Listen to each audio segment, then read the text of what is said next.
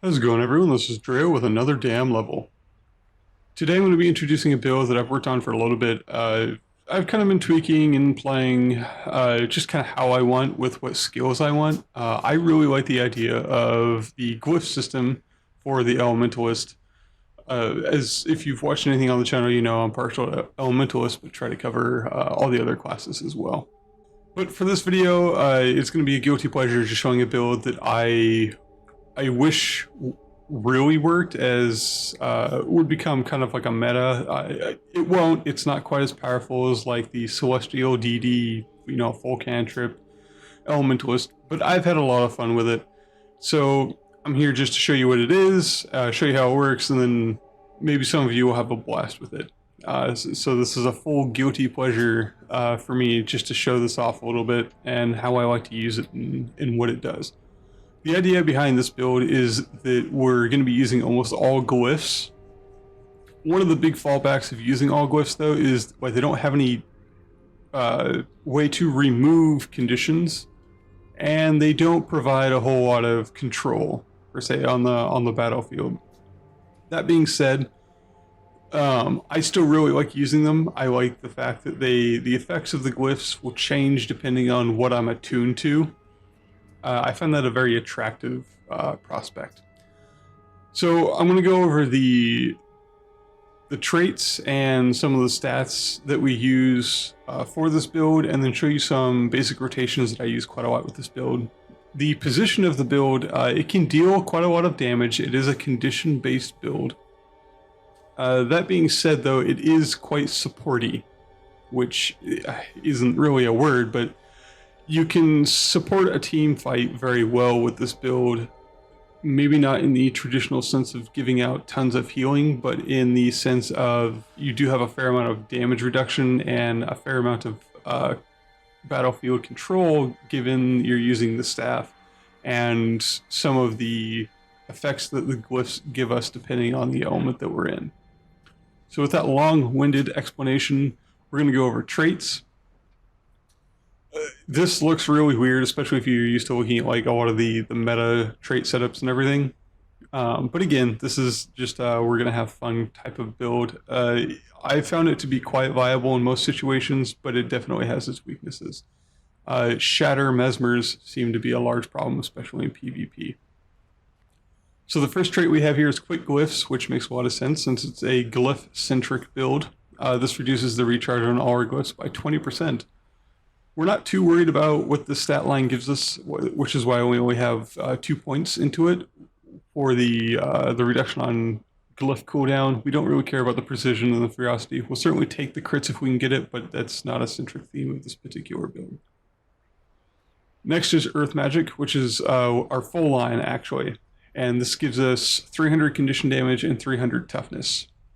This build doesn't have a ton of health. It has more than a lot of other builds, but we get most of our survivability off the toughness, which doesn't do a whole lot for conditions. Again, like condition energies can be a problem, but they're a problem for everyone.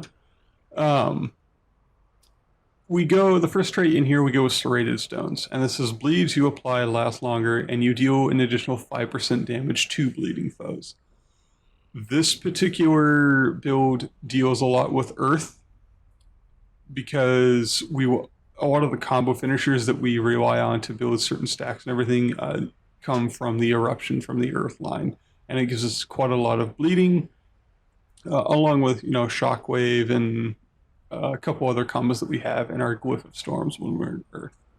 So this is actually reasonably important because a lot of your DPS will come from the bleeding that you're able to put out. And when we're attuned to Earth, we get 120 toughness, which is always quite nice. Second is Elemental Shielding. When you apply an aura to you or an ally, they gain protection. Now this is more... It's more important than one might think, because one of the combos that we have is the ability to put Frost Aura on an entire group of people being pretty far away. We don't really focus on being an Auramancer that much, but it's still it rolls into our support quite a lot.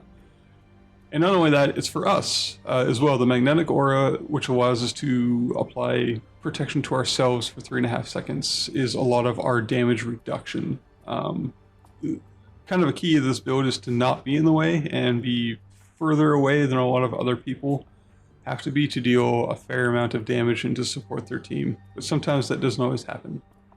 So magnetic aura will reflect projectiles, and now it will also give us protection.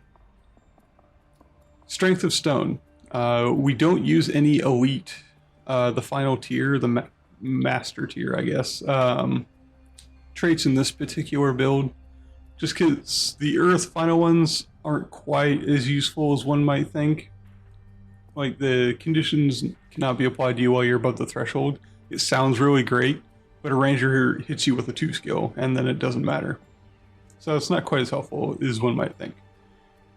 And we're not using signets, so that one's pretty useless. Stoneheart, you cannot be critically hit. We're going to be rotating in and out quite a lot, so I didn't feel that was worth taking. So we take Strength of Stone, and this will give us a reasonably significant boost to our condition damage, which again, the bleeding, and will deal quite a lot of burning as well. It just ups our damage, and most of our damage comes from our conditions. The water magic, we wanted a little bit of health, and I wasn't too keen on putting this much like anywhere else. Like, you could have put it in air magic to get a buff every time we use a glyph, but we're going to be rotating through our elements getting buffs already. So it's certainly an option, but I wanted a little extra health, and I like the regeneration whenever I get critically hit. It helps keep you up and in the fight a little longer. Plus, the healing power that you get from this line doesn't hurt because you are still technically being partial support. Next is Arcana. We're going to be rotating in and out of a fair amount. So we wanted the buffs from those rotations, and then we also went into this line because we wanted the cooldown reduction on moving between our elements. First one in here is Blasting Staff. We're using a staff. It makes sense to take this. There isn't really much else you're going to put here.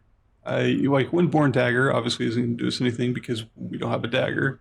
Vigorous Scepter doesn't do us any good because we're not using a scepter. You could take Final Shielding if you feel you're being down too quickly, but I don't feel it's appropriate for this build. I feel the Blasting Staff is much more appropriate, especially when we're trying to get combos off with Eruption.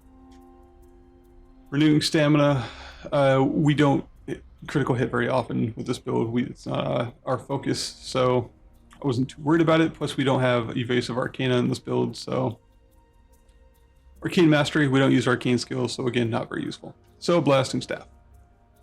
Next is the Elemental Attunement. Anyone that plays LE, a reasonable amount should be pretty familiar with this one. Every time we move into an attunement, we gain a boon, and we give it to 5 people around us. It's always great. It's always good.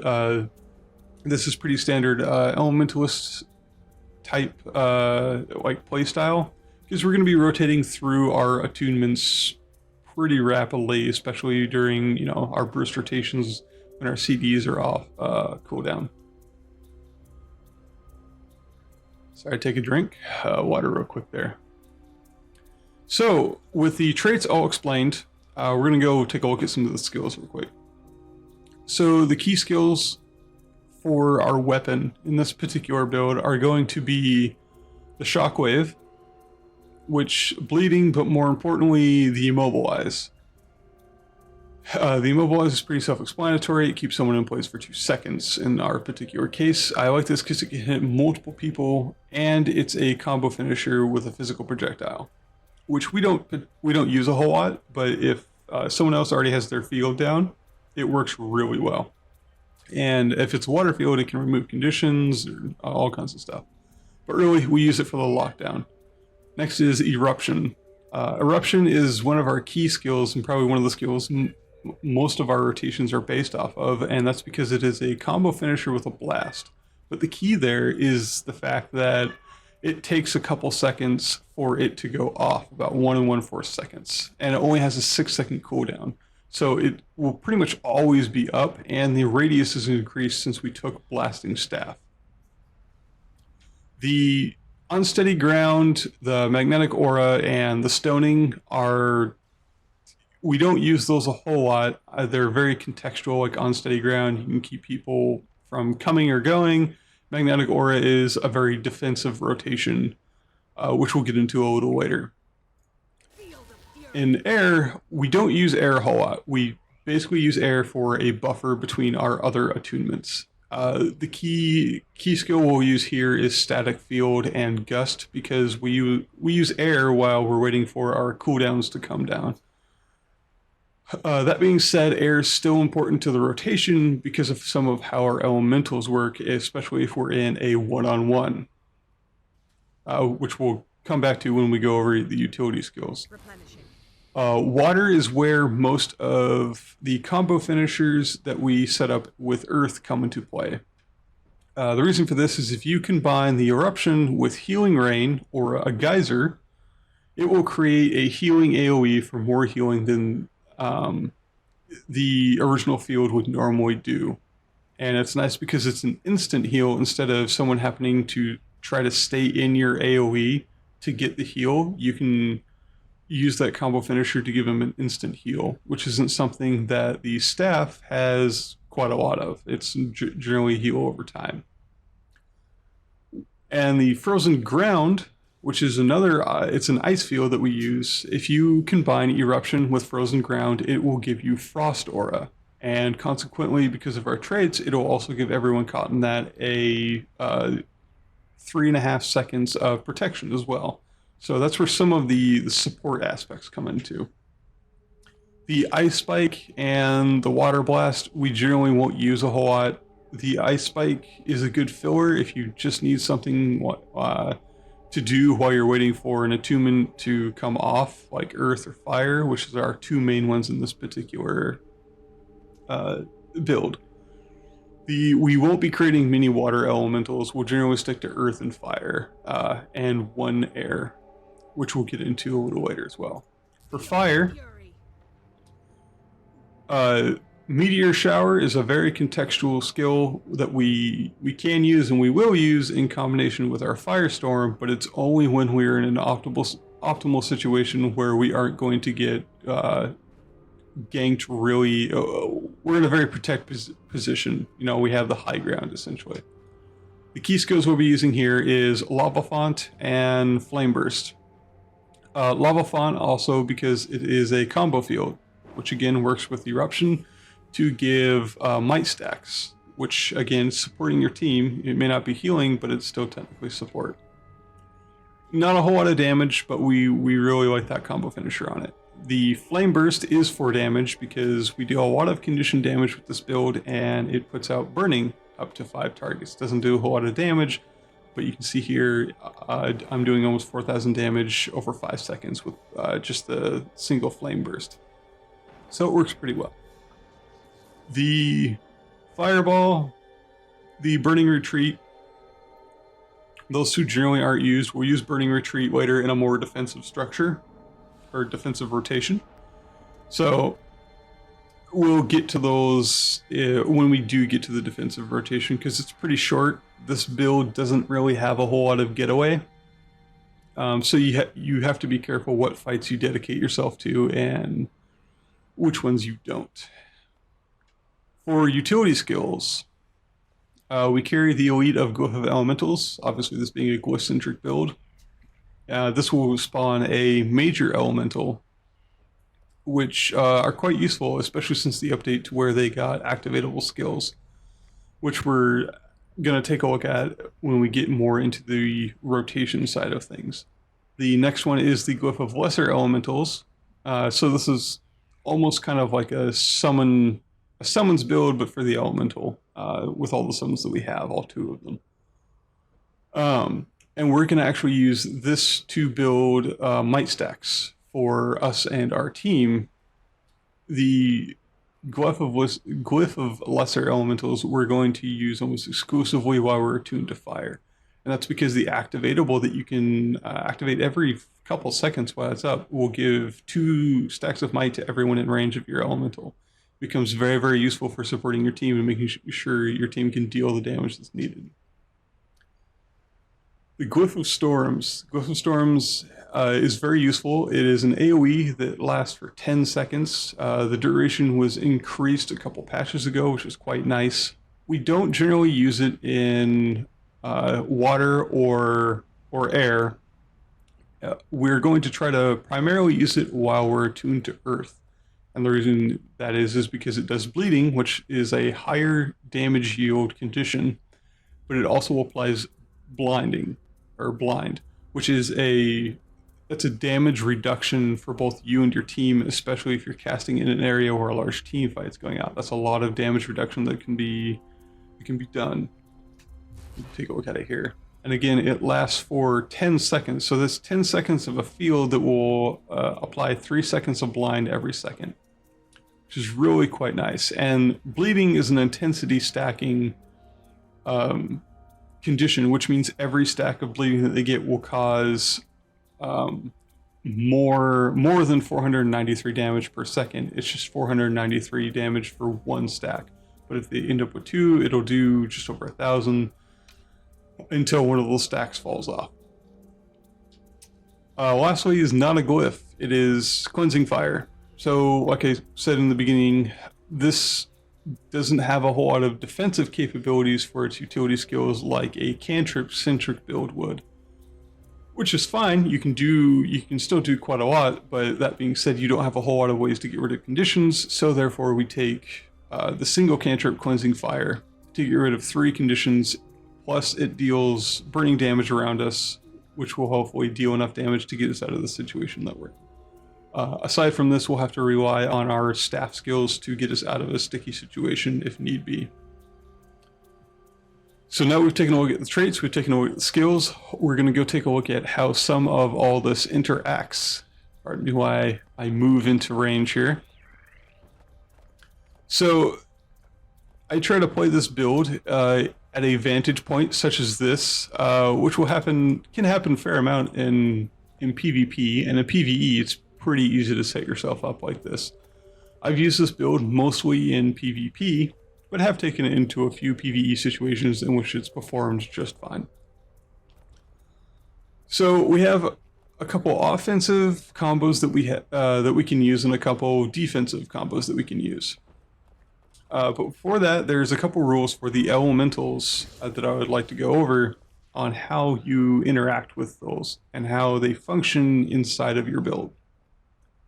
Your utility skills in this build are almost all contextual. You use them when you feel you need a damage boost or when you are bunkering down. So first, your elite skill, your Glyph of Elementals, should really only be used when you're tuned to Earth. And that's, again, this will have a qualifier to it. So the reason for that is because the activatable skill for Earth grants everyone around it protection, which is another support aspect of this. And it grants a fair amount of protection, actually. And it can be used, I believe it's twice while the summon or the elemental is up. And it deals a fair amount of damage and it has a lot of health. So essentially it's kind of like your tank. But the protection can be pretty invaluable inside of a team fight. So the rule I have for this is if there's a team fight going on that you're trying to support, you want your Glyph of Elementals to spawn an Earth Elemental. Now the second half of this is if you are in a one-on-one with someone. If you're in a one-on-one, you want to spawn a Glyph of Elementals while you're in air. The reason for this is because air's activatable is a stun. And when you're in a one-on-one, there's almost nothing more valuable than having that stun ready and being able to lock someone down, especially with this build. Again, it doesn't have a ton of defensive mechanisms, so you want to be careful on who you engage, and you want to make sure you can actually take them on. And the stun that this elemental provides is really nice. It, of course, also provides some damage. Your second elemental, in my opinion, you should only ever spawn while you're in fire. And the reason for this is because that's the only one that provides an actual buff to you and your allies. When you're in fire, this will spawn a small ember like this, and its skill that it uses here is to... No, I'm not combat. When it goes down there, you'll see it fly over now that I'm in combat, and you'll see a small AoE go off around of it. Whatever ally is in that AoE gets 3 stacks of might, and it will cripple enemies. That, in my opinion, is outstanding, and it has a 15-second cooldown, so you can keep those might stacks up pretty consistently. The might only lasts for 12 seconds, so there's a 3-second gap in which it will fall off if it hasn't been renewed by another source. But that's why it should only be spawned in fire. Now the other elements, like the water one, lays down a small chill field, which is fine. You can interact with that to give like a frost aura if need be, but the fire one still has a much it outweighs the benefits of a small frost field, because you can give it to everyone around it, whereas the frost field, it'll slow enemies, and interacting with it is a little harder. The air one, it gives everyone swiftness, which isn't particularly useful in my opinion, especially in a PvP situation. And the earth one, it weakens enemies around it, which again isn't particularly very useful. So in my opinion, fire is the only way to go with the glyph of lesser elementals. So with that being said, we can take a look at some of the combos that we use quite a lot here. Almost all of these will start with earth because we're going to use eruption to combo most of our skills off of.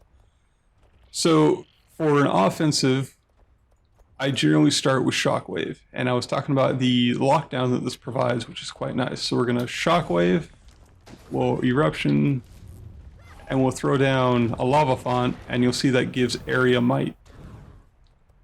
And you'll see we have quite a bit of bleeding damage going off here just from that eruption. And everyone that was in there would have got 2 stacks of might, which is quite nice. Then you can finish it off with a flame burst, which will give everyone burning. So you see he's taking about 1400 damage a second, just from that simple rotation. The trick is obviously keeping everyone inside those particular fields, but that's where shockwave comes in, because shockwave is a 2-second lockdown, and eruption only has a 1 1/4 second detonation. So the idea is, in a perfect world, that you'll lock them down, you'll throw this.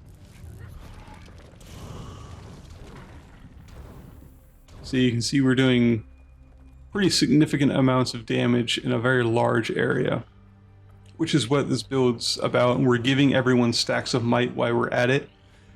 Then if you have your fire elemental down there as well, they'll be giving 3 more stacks of might to everyone around it. So you can see how all the snowballs quite quickly. From there, I generally rotate to air, and I will lay down some control, which is the static field. And I'll normally sit in air for a while until my earth is back up. And the reason I do this is because chain lightning bounces 3 times, which is quite nice. So even in a team fight, you can still be dishing out a fair amount of damage, even though you're sitting here, and it's 1 or 2 or 2 to 3 different chain lightnings will generally get you there. And then I'll rotate to water, and we'll throw one of those fields up, and then you put a churning or a eruption in there, and you'll see you get an AoE healing with some more bleeding.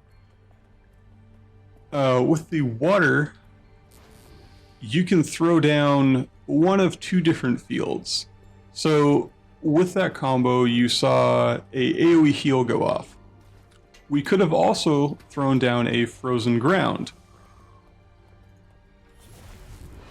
which, when it goes off with the eruption, it'll give everything frost armor.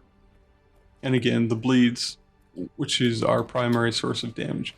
So which one is needed is up to you, because they will also get a stack of chill from you putting your frozen ground down. So the decision there is, does your team need health?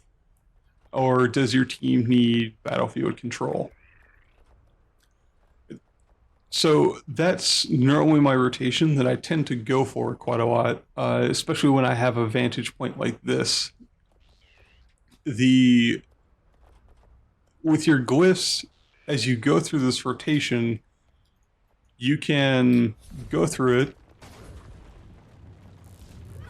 and then flame blast, and then while you're at the end of your fire rotation, you throw down your glyph like this. You have them buff everyone up, you go through here, and then you switch back to earth, and this is when you summon your large elemental, because if you've gotten through this rotation at this point, it means the fight is going to be somewhat prolonged, which means I'd say it's a pretty safe bet to summon your elementals. Now, here's the stomp that I was talking about, your earth elemental. It will give everything protection, including your other elemental. And your other elemental will also give your stone elemental might, which means it does more damage. So it is actually beneficial to be able to pop these together, because they will get the benefit from each other, the protection from your the stomp and the might from the flame burst. So the synergy between the two elementals is actually quite nice. Now I stopped the rotation there just to show you how the elementals work. So you notice that stomp comes down after 18 seconds, which is really nice. It works very well. Then we have, say both of your glyphs are down, or your major glyph of elementals is down. If that's the case, that's where the glyph of storms comes into play. Generally, I try to use it only while I'm in earth. The reason for this is because bleeding and the blindness, which is damage reduction, which is quite nice. So I'll start the rotation off with a sandstorm, and then we'll continue on like normal, because all the buffs will still go out. And then you can, if you have a vantage point like this and you have the time, a meteor shower is okay, but you need to make sure you don't get locked down while you're channeling that. So it all seems very contextual. And, you know, in most fights, especially in Guild Wars 2, it is. Absolutely. So now we're going to go over some of the combos that you can do for strictly support or a defensive. So in the offensive, we went from the earth attunement to fire, and then to air, to water, lay down our water field, came back to earth and did an eruption, and then we can kind of start our rotation all over again. The glyphs are important to the particular situations, like lesser elementals you can have up almost all the time. Your sandstorm, if it's up, you know, I say go ahead, put it down. You know, it can't necessarily hurt, but you need to make sure that you're actually synergizing a lot of the pieces and a lot of the glyphs. Like having one elemental up is actually detrimental to having just having one up.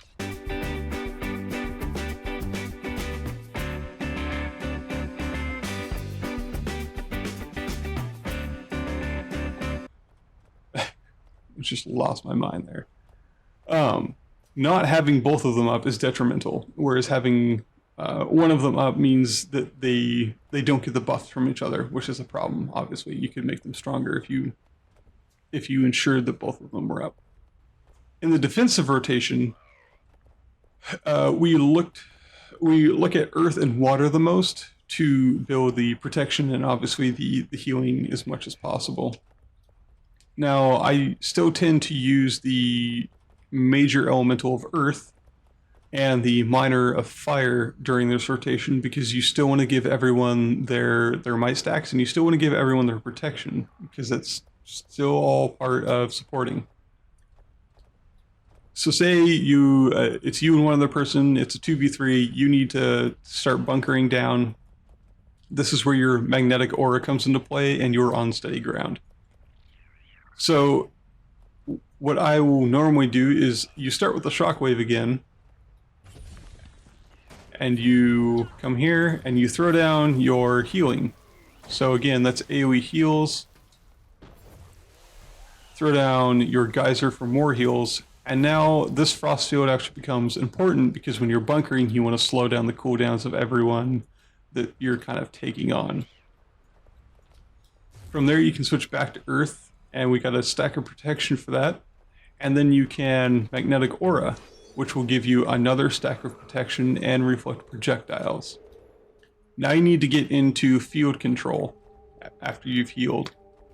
So we've gone eruption, we've gone to water, we've healed, we throw down our geyser, we've chilled, we're now back in Earth, so we want field control. So generally it's an unsteady ground, we'll throw down another eruption, and we'll throw down whatever healing field is up. Now most of the time it won't be healing rain, it will be geyser.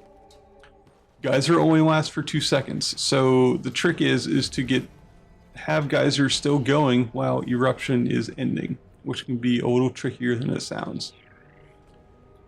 From there, we're going to rotate from water to our air for more control. So we're going to go starting from the beginning, shockwave, eruption, water, geyser, there's the AoE heal, chill, air, which will give everyone swiftness.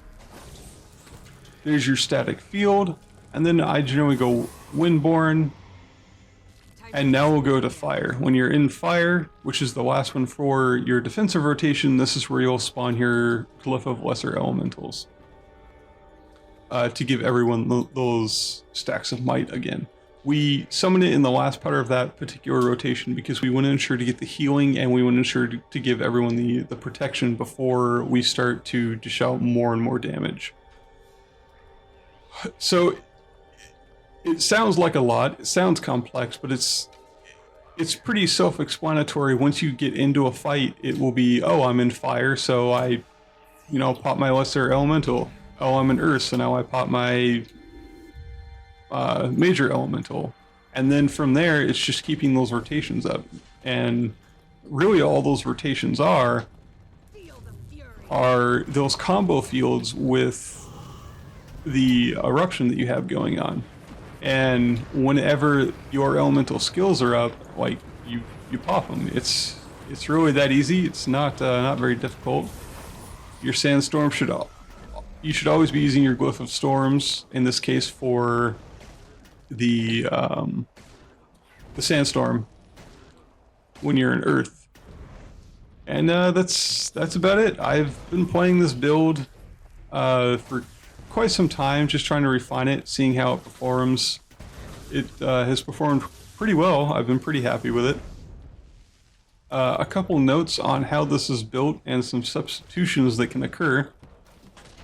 I use Glyph of Elemental Harmony because I get a buff depending on what my attunement is, and if I attune to water and then heal, I get an additional 1700 HP off of that heal, or if I want some protection or might, I can use it to give myself a buff according to the particular situation.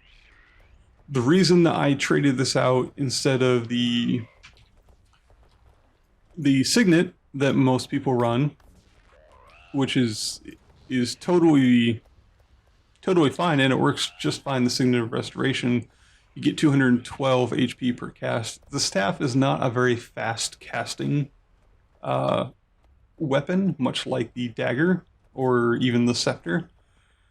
And I found myself being at range more often than not, trying to channel skills like Meteor Shower or a Glyph. So I found having a Glyph that I could pop every 20 seconds and not have to worry about losing the benefit of the Signet was actually really nice. It was very beneficial to how this ends up playing out in a lot of PvP matches. If you need to go full support, you can switch out your Glyph of Storms for a Glyph of Renewal, and this behaves much like the Warrior's Banner, which reses everyone in a particular area. I don't carry that with me. I tend to do a lot of single queue, unfortunately, with PvP when I don't have people around to play with. So it doesn't work quite as well as one would hope, but it's certainly something that you can substitute out if you're running a structured team. As for traits, some of these definitely can be switched out, such as elemental shielding. You can do Geomancer's Clarity to get reduction on Earth cooldowns, so you can sit in the Earth attunement for a little longer if you feel you're getting locked out of your attunements too much. As for the rest of them, you can substitute this your water line here for a second tier Earth or second tier air and get inscription, which means every time you use a glyph, it will give you a buff according to your current attunement. They're all valid substitutions. I prefer a little more health, which is why I didn't do this. The inscription, plus we're getting a boon every time we switch because of our Arcana line. So that's it for this build. You can out damage quite a lot for AoE. Like some of the other classes have a lot of damage, especially a lot of single target, but it's hard to out AoE this particular build between the Glyph and your Meteor Storm. If you can get that combo off, it can deal quite a lot of damage and hurt quite a lot. As for gear, this particular gear set, I am actually using the carry-on. So there you go, power, vitality, and condition damage. The weapon set that I use, same with the carry-on set weapon. The Sigil of Bursting is what I'm using because it adds an additional 6% to the current condition damage that we have, which will boost us up quite a lot. You can see I have about 1600 condition damage currently. And the Sigil of Agony, which increases the bleeding duration by 20%. And again, that becomes useful because we want to use Sandstorm as much as possible whenever it's up, and we're using Eruption for those combo fields all the time. The rune I'm using is the Rune of the Crate, which gives us a grand total of 175 condition damage and another 35% bleed duration. But it also has a 25% chance when you're hit to cause bleeding for 10 seconds. Every 15 seconds is when that can occur. And then the final one is when you use your elite skill, it inflicts bleeding, torment, and poison for 8 seconds, which is a fair amount of damage, especially since you're a condition-based build. So that is it. I know I was kind of long-winded with this one. There's a lot of thought that went into this particular build and a lot of testing. I find it's a lot of fun. It's certainly not the most optimal build you'll find. It's not a meta level build. It's not I wouldn't even say it's a pro level build. It's what I play when I want to have fun, because I really enjoy the glyph centric build, and I like the ability that my entire skill bar changes when I change attunements instead of just half of it. So that's it. I hope this has been helpful. Maybe it sparked some new ideas. Hopefully it's done something for you. Hopefully I haven't just bored you to death. And if I have, then I'm sorry. Thank you for making it to the end of the video. I will see you all in the next video. And don't forget to subscribe.